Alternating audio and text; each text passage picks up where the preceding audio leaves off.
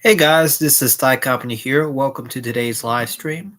Today is March the 13th, 2024. And we're kind of doing an unusual live stream because we kind of missed the mark of what we were going to do on yesterday. And so right now it is March 13th, 2024, and it's like 1 o'clock in the morning.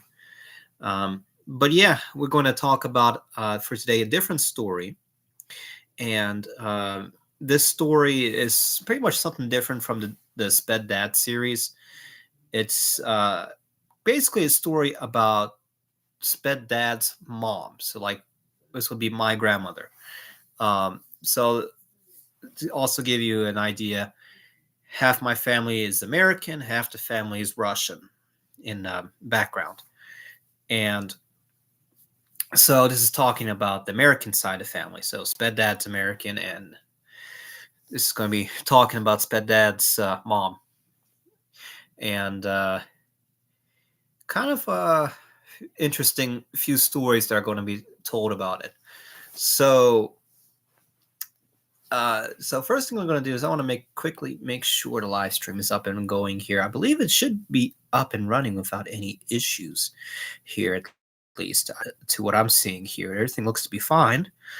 Yeah, but the story is, so the title of today's live stream is the story of Grandma Kurva.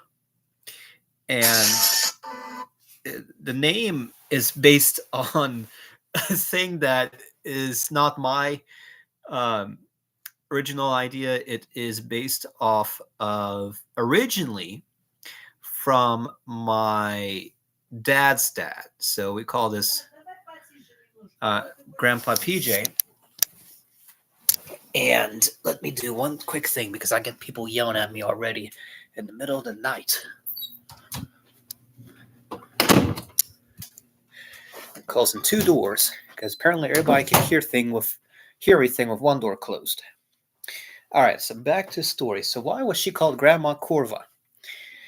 And the story goes back to my dad's dad, Grandpa PJ, who literally I have no memory or recollection of, and there's only I think maybe one of me with him at a very young age, which may have put me at like a 1 or 2 years old. And apparently Grandpa PJ had a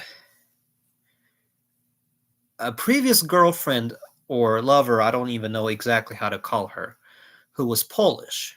And when I do gather some more information on that, I might maybe make a video on that. But I take it that he probably learned some Polish here and there from his time being with that Polish lady. And considering that, my mom's side of the family is Russian, Polish language is not, it is far away, but it's not too far away from the Russian language. So there is some similarities here and there, but kurwa is a Polish word. It's a bad word. But basically, from my understanding, PJ didn't really have the best relationship with Grandma. And Grandma had a vastly different background or origin from PJ's. PJ grew up in New York City, while Grandma grew up in the deep South in a poor little, at that point was literally, you could call it a village, because they did not have no cars. They didn't have no pavement. They had those, dirt roads with the horses and the carriages and all that. And she was born in North Carolina during the 1920s, very early 1920s, and pretty much grew up during the Great Depression. And I believe it was I want to say, yeah, she grew up in the Great Depression, and I want to say towards the end of the Great Depression is when she moved up north to New York City. But I'm going to have to dig in and figure out why she went up to New York City in the first place. But the idea is that apparently she was looking for a husband. That's why she went up there. And, she met PJ, but PJ, with that previous history of being with that Polish lady. He knew some Polish when he met Grandma, and he had a few times where he and Grandma didn't really get along pretty well, and instead of getting into an altercation, she was saying things behind her back, and Kurva was one of the things that he was saying. Um, and so, when PJ passed in the late 90s, like a year or two after I was born, um, it still stuck around with the Russian side of family as a joke to kind of like call grandma.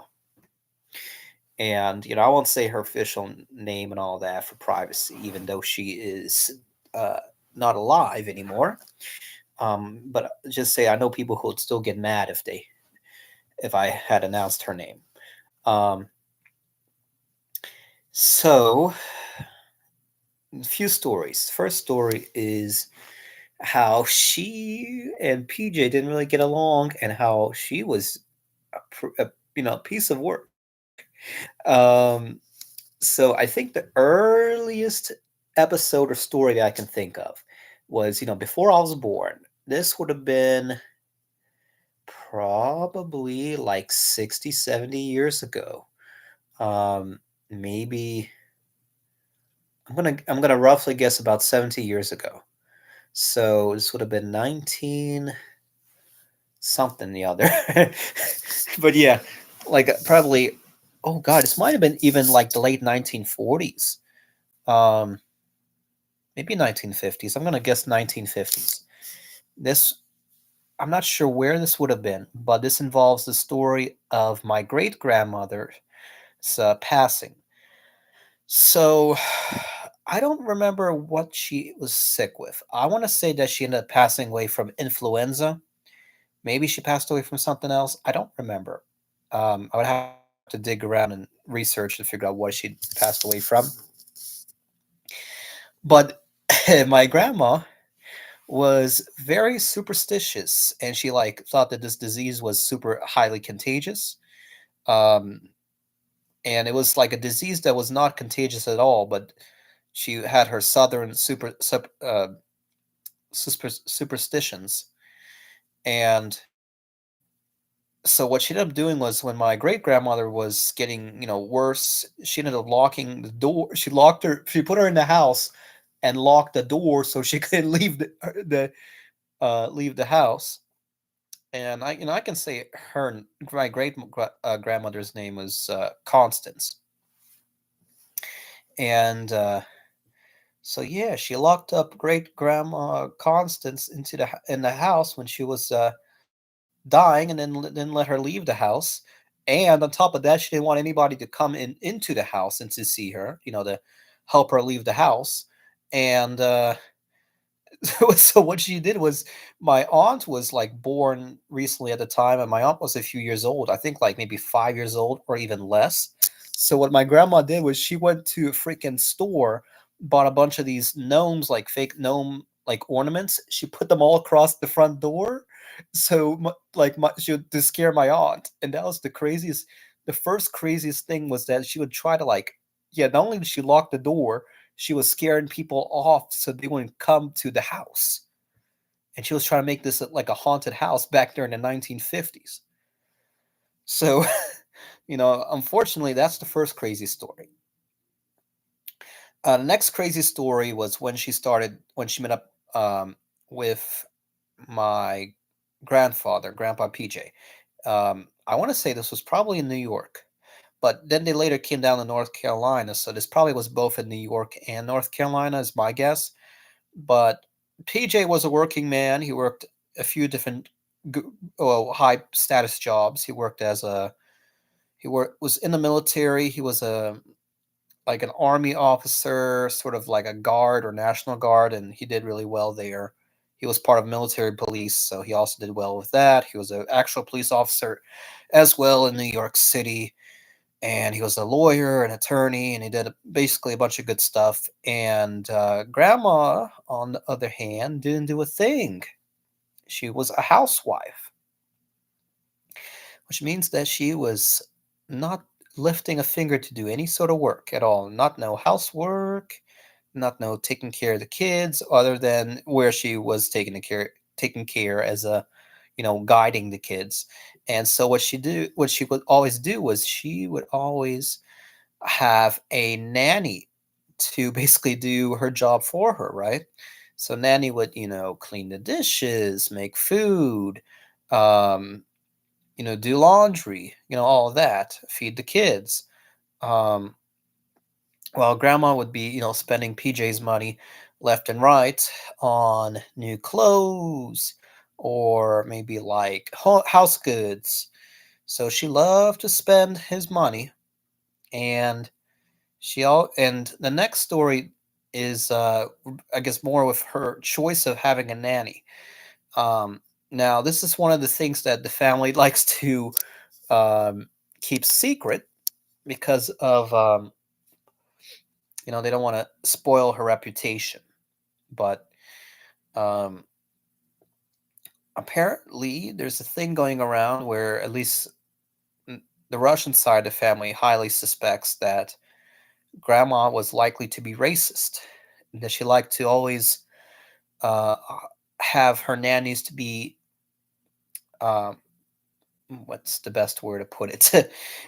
Southern lady likes to hire people of a certain demographic. Let's just say that. Um, and she was always very suspicious towards this certain demographic group. And so we think up until maybe the late 20, well, no, it was probably late 2000s, I would probably say, is